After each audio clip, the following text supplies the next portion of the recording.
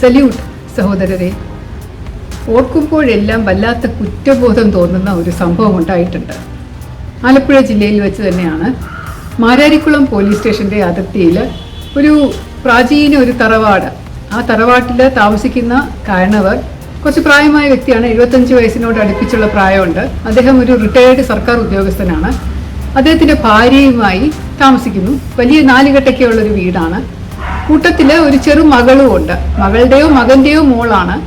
അവർ രണ്ടുപേരും, മകനും മകളും വിദേശത്തോ മറ്റ് സംസ്ഥാനത്തോ എങ്ങാണ്ടാണ്. മോളുടെ പഠന സൗകര്യത്തിന് വേണ്ടിയിട്ട് അമ്മൂമ്മയുടെ അപ്പൂപ്പൻ്റെയും കൂടെ നിർത്തിയിട്ട് അവർ പോയിരിക്കുകയാണ്. അപ്പോൾ ഈ കുട്ടി അവിടെ ആലപ്പുഴയിലുള്ള ST കോളേജിൽ എവിടെയാണ് പഠിക്കുന്നത്.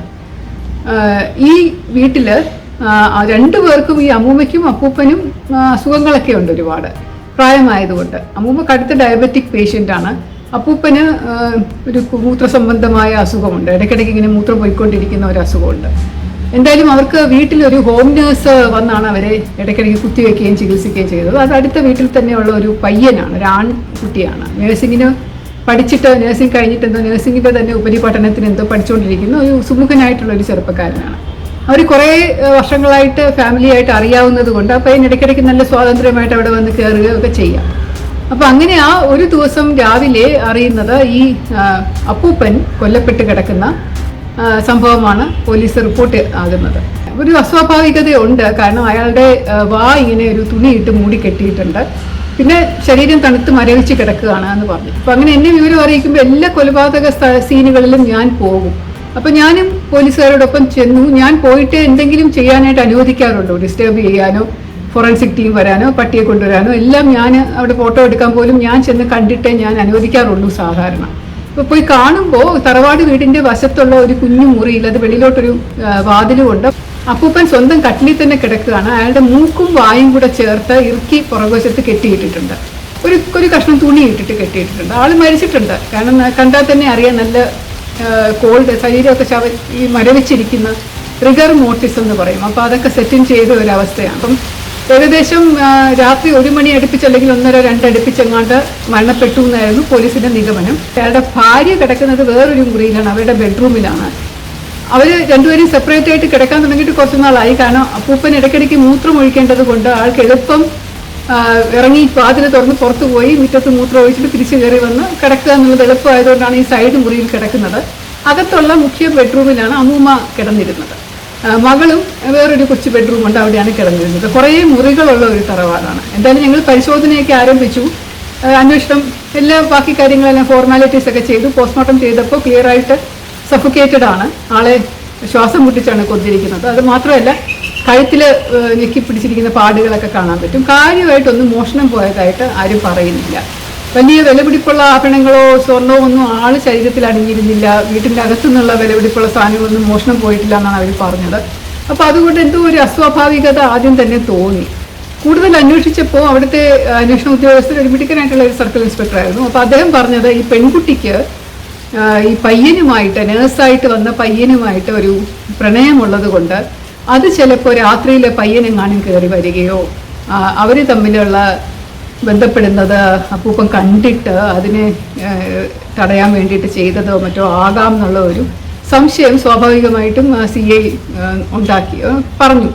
എന്നാൽ പിന്നെ അതിനെക്കുറിച്ച് തന്നെ കൂടുതൽ അന്വേഷിക്കാമെന്ന് വിചാരിച്ച നഴ്സിംഗ് സ്റ്റുഡൻറ്റിനെ വിളിച്ച് വളരെയധികം ചോദ്യം ചെയ്തു. ഒരുപാട് നേരം ചോദ്യം ചെയ്ത ശേഷവും കൃത്യമായിട്ടൊന്നും കിട്ടിയില്ല. ഇഷ്ടമാണോ എന്നുള്ളതിന് പോലീസ് ചോദ്യം ചെയ്യുന്ന രീതി അറിയാമല്ലോ, അവരൊരിക്കലും ഒന്നും സമ്മതിക്കാറില്ല. അപ്പോൾ അത് എനിക്കെന്തോ തോന്നി, എൻ്റെ മർഡർ കേസുകൾ തെളിയാതെ കിടക്കുന്നത് വളരെ വളരെ അപൂർവമായിട്ടാണ്. എൻ്റെ കീഴിലുള്ള മിക്കവാറും എല്ലാ മർഡർ കേസുകളും ഡിറ്റക്ട് ചെയ്തിട്ടുണ്ട്, തെളിയിച്ചിട്ടുമുണ്ട്. അപ്പോൾ അതുകൊണ്ട് ഇത് തെളിയിക്കണം എന്നുള്ളൊരു വാശിയില്ല. ഞാൻ ആ പെൺകുട്ടിയെ ഒരുപാട് നേരം ചോദ്യം ചെയ്തു. അപ്പോൾ പെൺകുട്ടി ഒന്നും വളരെ ക്വയറ്റായിട്ടുള്ളൊരു പെൺകുട്ടിയാണ്. ഒരു പാവം, ഒരു വളരെ ക്വയറ്റ് മെലിഞ്ഞ് കൊച്ചൊരു പെൺകുട്ടിയാണ്. അതിനെ പിടിച്ച് ഞാൻ കുറേ നേരം ചോദ്യം ചെയ്തു. അതിൻ്റെ സകല ഡ്രസ്സുകളും അതിൻ്റെ സകല സാധനങ്ങളും ഞാൻ സെർച്ച് ചെയ്തു. എവിടെന്നെങ്കിലും തുണി കഷ്ണം, അതിൻ്റെ ദുപ്പട്ടയോ പാവാടയോ അല്ലെങ്കിൽ ഏതെങ്കിലും സ്ഥലത്തു നിന്നൊരു കഷ്ണം തുണിയാണോ ആളെ മുറുക്കി കെട്ടാനായിട്ട് ഉപയോഗിച്ചിരിക്കുന്ന തുണി എന്നൊക്കെ വെച്ച് ഞങ്ങളിങ്ങനെ എല്ലായിടവും സെർച്ച് ചെയ്തു. വീട്ടിലെ കുട്ടിയുടെ മുറി കയറി എല്ലാ ബുക്കുകളും ഞാൻ എടുത്ത് വലിച്ചു വാരിയിട്ട് സെർച്ച് ചെയ്തു. അപ്പോൾ കുട്ടി അവസാനം ഒരു വിധത്തിൽ സമ്മതിക്കാതായപ്പോൾ ഞാൻ കുട്ടിയുടെ അടുത്ത് പറഞ്ഞു, കന്യകാത്വ പരിശോധന നടത്താൻ തയ്യാറാണോ, നീ കന്യകയാണോ അല്ലയോ എന്ന് അറിയാനായിട്ട് എനിക്കൊന്ന് പരിശോധിപ്പിക്കണം എന്നുണ്ട്, ഡോക്ടറെ കാണിക്കണം എന്നുണ്ട്, തയ്യാറാണോ എന്ന് ചോദിച്ചു. ആ കുട്ടി പറഞ്ഞു ഞാൻ തയ്യാറാണ് എന്ന് പറഞ്ഞു. അപ്പോൾ ആ കുട്ടി അതുവരെ എൻ്റെ അടുത്ത് നിർബന്ധമായിട്ട് പറഞ്ഞു എനിക്ക് ആ പയ്യനുമായിട്ട് യാതൊരു ബന്ധവും ഇല്ല, എനിക്ക് അറിയാവുന്ന ചേട്ടനാണ്, കുട്ടിക്കാലം മുതൽ ചേട്ടൻ ഇവിടെ വരും, ഞങ്ങൾ തമ്മിൽ നല്ല സുഹൃത്തുക്കളാണെന്നുള്ളൊരു ഉപരിയായിട്ടൊന്നും ഇല്ല എന്നൊക്കെ ആ കുട്ടി പറഞ്ഞിട്ടുണ്ട്. പയ്യനും അങ്ങനെ തന്നെ പറഞ്ഞു. പക്ഷെ പോലീസ് ഒന്നും വിശ്വസിച്ചിട്ടില്ല. അപ്പോൾ എനിക്കും ആ സമയത്ത് CA വലിയ വിശ്വാസമായിരുന്നു. അപ്പോൾ CA പറയുന്നതെല്ലാം ശരിയാണെന്നുള്ളൊരു ധാരണയിൽ നോക്കിയപ്പോൾ വേറൊന്നും പുറത്തുനിന്നൊന്നും ഉള്ളവരാരെങ്കിലും ചെയ്തതായിട്ട് ഉള്ള ഒരു ധാരണയേ ഇല്ല. അകത്തുനിന്നുള്ള ഒരു ഇൻസൈഡ് ജോബായിട്ടാണ് തോന്നിയത്. ഞാൻ ആ കുട്ടിയെ പിടിച്ച് പോലീസ് ജീപ്പിൽ കയറ്റി ഒരുപാട് ആളുകൾ നോക്കി നിൽക്കുന്ന, നാട്ടുകാരെല്ലാവരും വന്ന് നോക്കി നിൽക്കുന്ന സമയം ആ കുട്ടിയുടെ കൈ ഞാൻ പിടിച്ചുകൊണ്ട് അതിനെ പോലീസ് ജീപ്പിൽ കയറ്റിയിരുത്തി ഞാൻ സർക്കാർ ആശുപത്രി കൊണ്ടുപോയി ഡോക്ടറെ കൊണ്ട് അതിനെ പരിശോധിപ്പിച്ചു. അപ്പോൾ ഡോക്ടർ പരിശോധിച്ചിട്ട് പറഞ്ഞു ഈ കുട്ടി കന്യകയാണ്, അതുകൊണ്ട് ഇതിന് വേറെ സംശയിക്കേണ്ട കാര്യമൊന്നുമില്ല. എന്തായാലും പ്രേമം എന്ന് പറയുന്നുണ്ടെങ്കിൽ പോലും അത് മാനസികമായിട്ടുള്ളതേ ഉള്ളൂ, ശാരീരികമായിട്ടൊന്നും ഈ കുട്ടിക്ക് പറ്റിയിട്ടില്ല എന്ന് പറഞ്ഞു. അപ്പം ഞാൻ കുട്ടിയുടെ മുഖത്തോട്ട് ഒരു സെക്കൻഡ് ഒന്ന് നോക്കിയപ്പോൾ അതിൻ്റെ മുഖത്തൊരു വല്ലാതെ ഒരു എക്സ്പ്രഷൻ, ഒരു വല്ലാത്ത ഒരു ഭാവം ഞാൻ കണ്ടത് എനിക്ക് ഓർമ്മയുണ്ട്. പക്ഷെ എന്നാലും ഞാൻ പൂർണ്ണമായിട്ട് തള്ളിക്കളഞ്ഞില്ല. ഈ ഒരു സംഭവം ഇങ്ങനെ ആകാം, ഈ കുട്ടിയും ആ പയ്യനും തമ്മിലുള്ള ബന്ധം അപ്പൂപ്പൻ കണ്ടതിന് തുടർന്നുണ്ടായ പ്രശ്നങ്ങളിൽ നിന്നുണ്ടായത് തന്നെ ആകാമെന്നുള്ള പട്ടി തന്നെ ഞാനും മനസ്സിലങ്ങനെ കരുതി കോറിയിട്ടു. 2-3 മാസങ്ങൾക്ക് ശേഷം വേറൊരു ജില്ലയിലുള്ള ഒരു പോലീസ് സ്റ്റേഷനിൽ ഒരു പ്രതിയെ പിടിച്ചു. അയാൾ ഒരു മോഷ്ടാവാണ്. ചോദ്യം ചെയ്യുന്നതിൻ്റെ ഇടയിൽ കൂടെ അയാൾ സമ്മതിച്ച കേസുകളിൽ ഒന്ന് ഈ മാരാരിക്കുളം സ്റ്റേഷനിൽ അതിർത്തിയിലുള്ള ഒരു അപ്പൂപ്പനെ കൊന്നു എന്നുള്ള കാര്യം അയാൾ സമ്മതിച്ചു. അവിടെ നിന്ന് അയാൾക്ക് വളരെ തുച്ഛമായിട്ടുള്ള എന്തോ പൈസയോ രൂപയോ മറ്റോ മേശയുടെ വലിപ്പിൽ നിന്ന് കിട്ടി. ഇത് അയാൾ ചെയ്തത്, അയാൾ പറഞ്ഞതനുസരിച്ച് അയാൾക്ക് ഈ സ്ഥലവും ഒക്കെ ആയിട്ട് കുറച്ച് പരിചയമുള്ള ആളാണ്. അവിടെയൊക്കെ നടന്ന് മോഷണമൊക്കെ നടത്തുന്ന, പല സ്ഥലങ്ങളിൽ നടന്ന് മോഷണം നടത്തുന്ന ആളാണ്. അപ്പോൾ അയാൾക്ക് ഒരുപാട് കള്ളന്മാരുടെ തന്നെ ഒരു കൂട്ടായ്മയുണ്ട്. അപ്പം അങ്ങനെ അവർ പല സ്ഥലത്ത് ഇങ്ങനെ രാത്രി പോയി ഒളിച്ചു നോക്കി നിൽക്കും. നല്ല നല്ല വീടുകൾ കണ്ടു കഴിഞ്ഞാൽ അല്ലെങ്കിൽ എവിടെന്നെങ്കിലും കുറേ പൈസ കിട്ടുന്നൊക്കെയുള്ള ധാരണ ഉണ്ടെങ്കിൽ അവിടെ പോയി അവർ 2-3 ദിവസം ഒബ്സർവ് ചെയ്യും രാത്രിയിൽ. അപ്പം ഈ വീടിൻ്റെ ചുറ്റുവട്ടത്ത് ഇങ്ങനെ അയാൾ നടക്കുമ്പോൾ 2-3 ദിവസം അടുപ്പിച്ച് ഈ വൃദ്ധൻ 1-2 മണിയാകുമ്പോൾ പുറത്തിറങ്ങി കഥക് തുറന്ന് പുറത്തിറങ്ങി മൂത്രം ഒഴിച്ചിട്ട് അകത്ത് കയറുന്നത് കണ്ടു.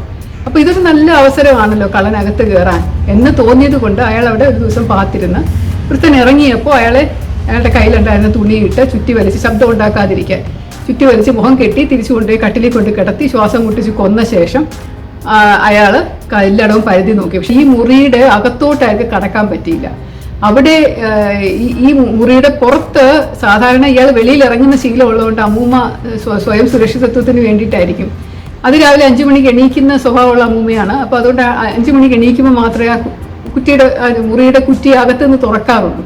അതുവരെ അത് അവർ പൂട്ടിയിട്ടേക്കും. ഇപ്പം അവരത് പൂട്ടിയിട്ടിട്ട് അപ്പൂപ്പൻ ഇവിടെ കിടന്ന് അപ്പൂപ്പൻ രാത്രിയിൽ വെളിയിലിറങ്ങി മൂത്രം ഒഴിച്ചിട്ട് തിരിച്ചു വന്ന് പുറത്തോട്ടുള്ള കഥ കുറ്റിയിട്ടിട്ട് വന്ന് കിടക്കും. രാവിലെ 5 മണിക്ക് ഇവർ ചായ എടുത്തുകൊണ്ട് വന്ന് അയാളെ വിളിച്ചുകൊടുത്തു. അങ്ങനെയാണ് പതിവ്. അപ്പോൾ ഈ കുറ്റിയിട്ടിരിക്കുന്നത് കൊണ്ട് അയാൾക്ക് വീടിൻ്റെ മറ്റു ഭാഗങ്ങളിലോട്ട് കയറാൻ സാധിച്ചില്ല. അതുകൊണ്ട് ആ മുറിയിൽ മാത്രമുള്ള കാര്യങ്ങളൊക്കെ എടുത്ത് നോക്കിയിട്ടാണ് അയാൾക്ക് ഈ കുറച്ച് ചില്ലറ പൈസയും കുറച്ച് 100-200-300 രൂപയൊക്കെ കിട്ടിയത്. അപ്പോൾ അയാൾ വേറെ നിവൃത്തിയില്ലല്ലോ, അയാൾ ഇറങ്ങി പോവുകയും ചെയ്തു. അപ്പോൾ ഇത് വിശദമായിട്ട് അയാൾ വിവരിച്ചത് ഇത് തന്നെ, അയാൾ തന്നെയാണ് പ്രതി. വെല്ലുവിളിപ്പിക്കാൻ കൊണ്ടുവന്ന, വീട്ടിൽ കൊണ്ടുവന്ന അയാൾ ഇതെല്ലാം പറഞ്ഞു തന്നു. ഇങ്ങനെയൊക്കെയാണ് ചെയ്തത്, ഞാൻ കഴുത്തി ഞെരിച്ചാണ് കൊന്നത്, ശബ്ദമുണ്ടാക്കാതിരിക്കാനാണ് വായ് മൂടി കെട്ടിയത്, എല്ലാം പറഞ്ഞു. അപ്പോൾ അതെല്ലാം കേട്ട് കഴിഞ്ഞപ്പോൾ എനിക്ക് ഭയങ്കര പശ്ചാത്താപം, തെറ്റിദ്ധാരണ ഈ കുട്ടിയുടെ നേരെ ഉണ്ടായല്ലോ എന്നുള്ള.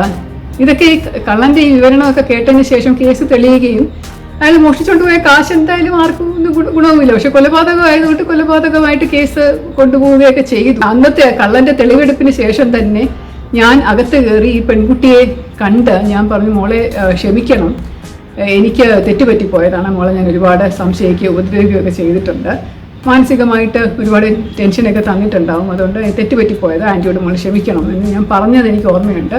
ആ സമയവും ആ കുട്ടിയുടെ മുഖത്ത് അതേ ഭാവം, ഡോക്ടറെ കൊണ്ട് പരിശോധിപ്പിച്ചിട്ട് തിരിച്ചിറങ്ങുമ്പോഴുണ്ടായിരുന്ന ഒരു ഭാവം, അതെനിക്ക് ഒരിക്കലും മറക്കാൻ പറ്റത്തില്ല. അതേ ഒരു ഭാവം, അതൊന്നും മറുപടി പറഞ്ഞില്ല എൻ്റെ അടുത്ത്. സാരമില്ലാന്നോ, കോട്ടയെന്നോ, പോലീസിൻ്റെ ജോലിയല്ലേ അതെന്നോ ഒന്നും പറഞ്ഞില്ല. അതെന്നെ ആ ഭാവത്തോടു കൂടി ഇങ്ങനെ കുറേ നേരം നോക്കുക മാത്രമേ ചെയ്തുള്ളൂ. അപ്പോൾ അത് ആ നോട്ടവും ആ ഭാവവും ഒക്കെ ഞാൻ ഈ കേസിനെ പറ്റി ഓർക്കുമ്പോഴൊക്കെ എൻ്റെ മനസ്സിൽ ഇങ്ങനെ തെളിഞ്ഞു നിൽക്കും. ആ കുട്ടി ഇപ്പം നല്ല മിടുക്കിയായിട്ട് വേറെ കല്യാണമൊക്കെ കഴിച്ച് സുഖമായിട്ട് എവിടെയെങ്കിലും സന്തോഷമായിട്ട് താമസിക്കുന്നുണ്ടാവും. പക്ഷേ ഇപ്പോഴും ആ കുറ്റബോധം മനസ്സിൽ നിന്ന് എന്തുകൊണ്ടോ മായുന്നില്ല.